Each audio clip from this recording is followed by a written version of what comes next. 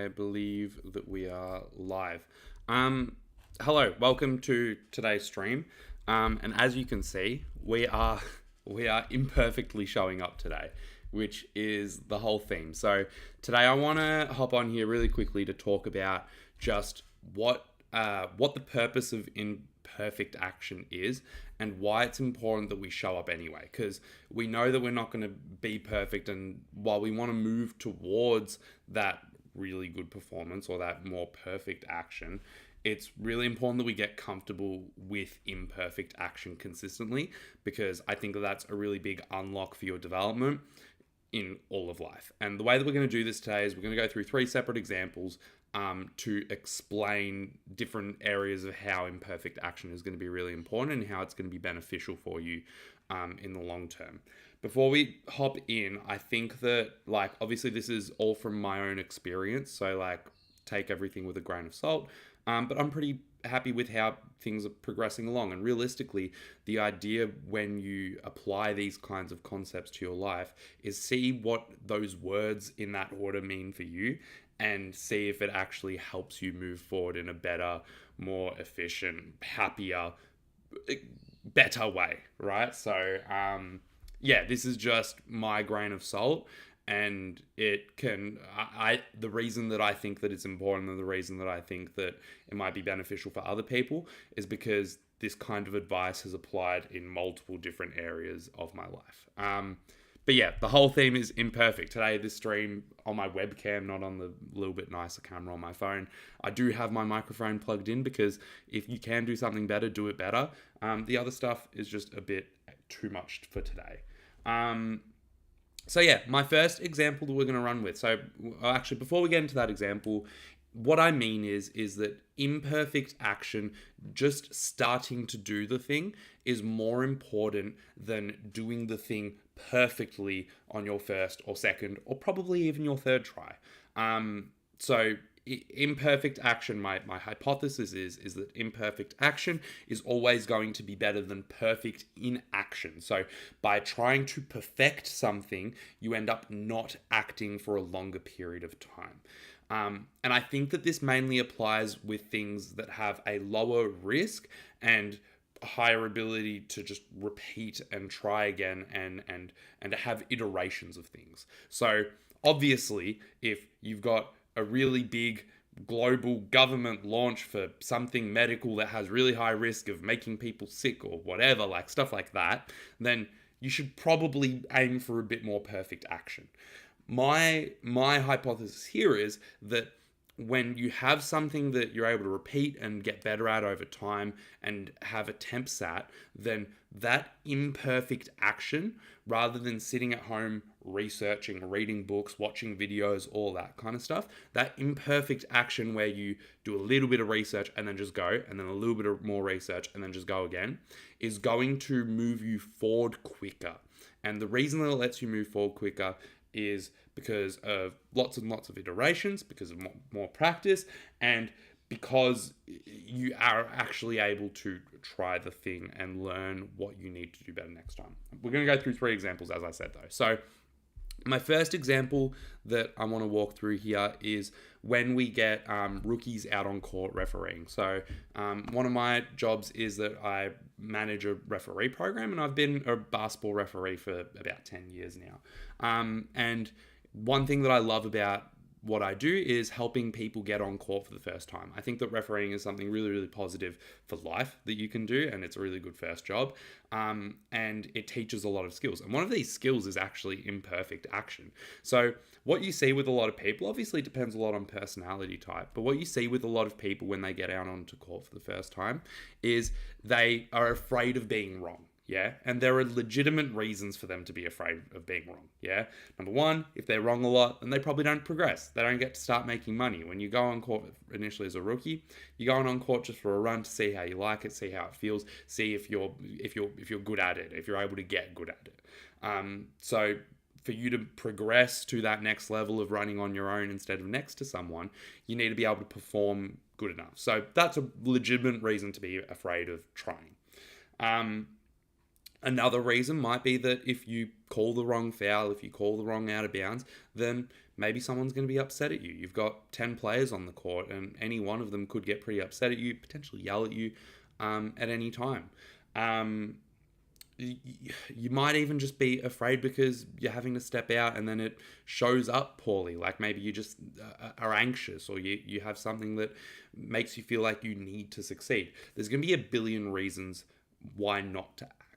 But by not acting in that situation, by not calling a foul, whether you're right or wrong, then you rob yourself of the ability to look at why you were right or wrong. Because if you don't make a decision, if you never call a foul, then it never actually gives you the data to then improve on. And by never having that data, you don't progress as quickly. I see it time and time again. Every single referee that goes out on court and they do have this fear for longer, it takes them longer to progress initially because they're not getting the reps in, and they can't be coached. They can't be taught what they need to do differently next time because they didn't do anything. But all that being said, it's hard because you have all these barriers that are pushing you back against from acting. So I think what's really important when you're stuck in this kind of a situation, you don't want to start imperfectly acting because of fear of different factors that might occur.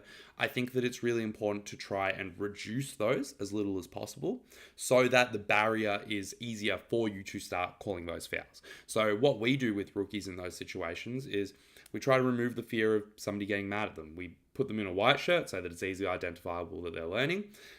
We have a senior mentor with them, so somebody who's able to handle it. And I make sure when I'm on court with people that I encourage them, hey, if you make a mistake and they yell at you, I'm going to deal with them. Don't worry. They're going to be sitting down for 5 minutes. Like we're going to call the tech. We're going to put them in sin bin, whatever it is, right?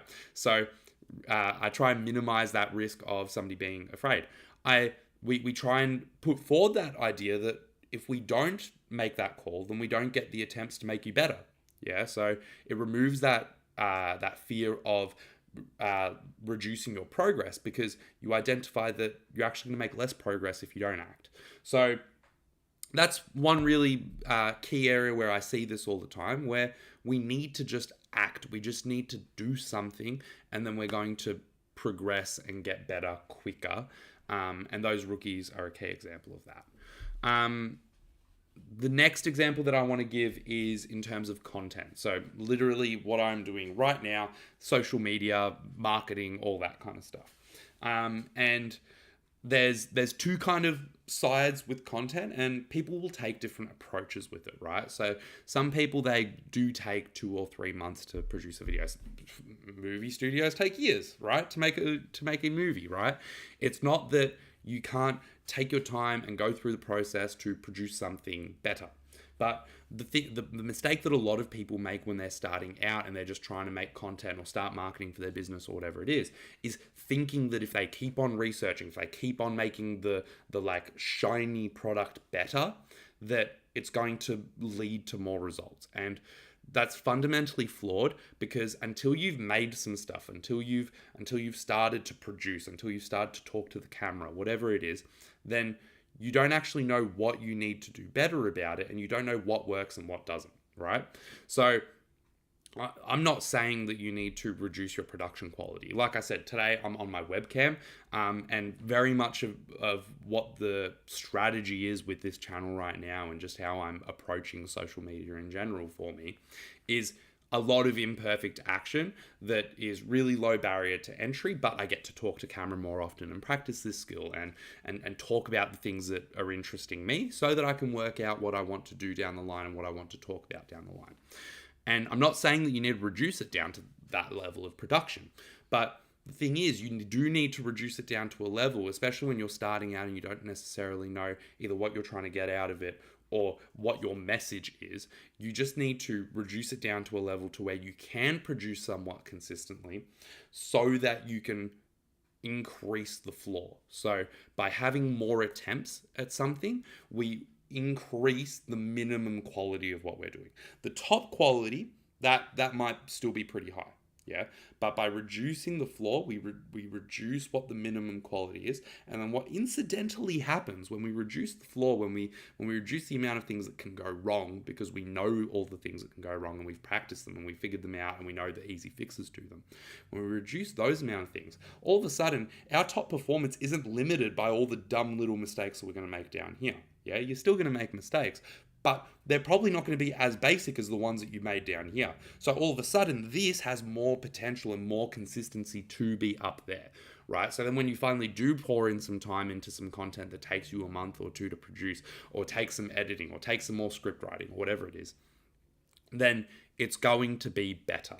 So the second way that imperfect action is really going to benefit us is going to be by rocking up more often and being able to raise that floor over time so that we can have less silly, easy mistakes that we should be covering in our first few months of doing the thing. And that's obviously going to change based on what you're doing, right? And it's not to say that you need like a minimum of 6 months of doing imperfect action and then you can flip over to trying to like perfect everything. That's not the point. The point is that over time, there's always going to be different mistakes. There's always going to be different things to learn. So over time, you're taking imperfect action over and over and over again. And then you can have those projects that are pushing you up, doing whatever, so that you can continue to improve. So everyone's imperfect action is going to look different, but the goal of it is to continue to raise that floor rather than trying to just focus on the roof. Sweet, so that's my first two. My last example for this video is going to be exercise, what everyone comes here for. This is what I talk about on the channel. So my third point here is that perfection can have you get caught up in details that do not matter. So something that I see all the time when people are trying to start out exercising, trying to start out training for whatever reason, whether it's just health, whether it's just like weight management, whether it's performance. A really big mistake that I see a lot of the time is people getting caught up in what the best is of everything, what researching till the cows come home, making sure they have every single little product and all that kind of stuff so that they can get the most outcome, right? But realistically, in a lot of the things that we try and achieve across domains, it's probably more important that we focus on what are the things that we need to do, the minimum things that we need to do to pick up and start gaining results, right? So with exercise, you might start researching what the best exercise split is across a week, yeah? And you might figure out that for you, the best split is a push, a pull, a legs, and an arms day, or whatever it is, right? So you might figure out that that's the most ideal split for you. And then you might think about, okay, what's the best exercises for my body type? So you might figure out that for you and your like certain like anthropometry and all that kind of stuff, that you just like these movements better, and you pick a hack squat, and then you pick an RDL, and then you pick a feed up bench press, right? So you all of a sudden you choose the perfect exercises, and then you figure out, oh, I'm kind of going to the gym pretty late. Maybe after work, maybe I want some sort of pre-workout that's going to give me more energy. So then you spend a bunch of time getting the best pre-workout, and then investing all of your money in that. And then, I should probably be taking creatine if I'm exercising as well, because I know that helps with muscular benefits, and I'm going to be able to produce more power and recover quicker. Okay, cool. And you can just go on this list forever. There is always going to be something more to learn, something more to perfect, right? Take it from somebody who's been in the exercise area for, what have I been in the exercise area for? For like 6 years or something like that. And that's not even that long. But for 6 years, I've been focusing every single week, every single month on improving, learning, coaching, all that kind of stuff. I've seen so many more gym sessions than what somebody who just trains on their own.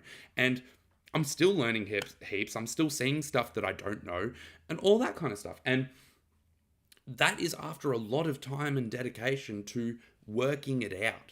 So realistically, you're never going to work out something 100%. And what that does, what trying to research every single day to learn about all the different things before you even really start, is it reduces your ability to actually get started. And realistically, most things you're going to get some sort of benefit out of it, even if it is not perfect.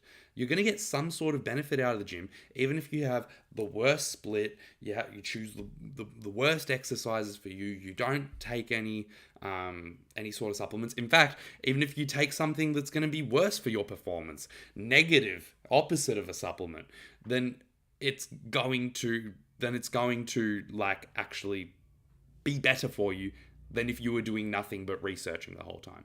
So by doing something, you start that progression, and then you give yourself the ability, just like in the other examples, to then start perfecting your craft as you go along. I think that those things are all really, really important, and they're all, to me at least, really good reasons to understand why we need more imperfect action rather than a bunch of perfect inaction, right? So I would encourage you to try and apply these things to a different area, some kind of area in your life, and see what you can do out of 15 days, out of 30 days of more consistent imperfect action, and see what happens. Again, last little preface, just going back to the top of the video, this doesn't mean that you purposely just do things bad, right? You do things at a level that is acceptable, and the point of this video is that the level that you currently think is acceptable probably is a bit higher than what it needs to be. You can probably get some sort of benefit out of something that you're going to be able to do a bit more consistently, jump into a lot easier, and all that kind of stuff, if it means that you get that action more often. So that's the video. I hope that you can take something away from this. If you have any questions for me, let me know. This is a concept that I've been thinking about a little bit recently. And yeah, like obviously from there, I'm just trying to make iterations of it and iterations of the things that I'm taking imperfect action on. So yeah, if you got any questions, let me know. Otherwise, follow, subscribe, whatever it is, like do all the things.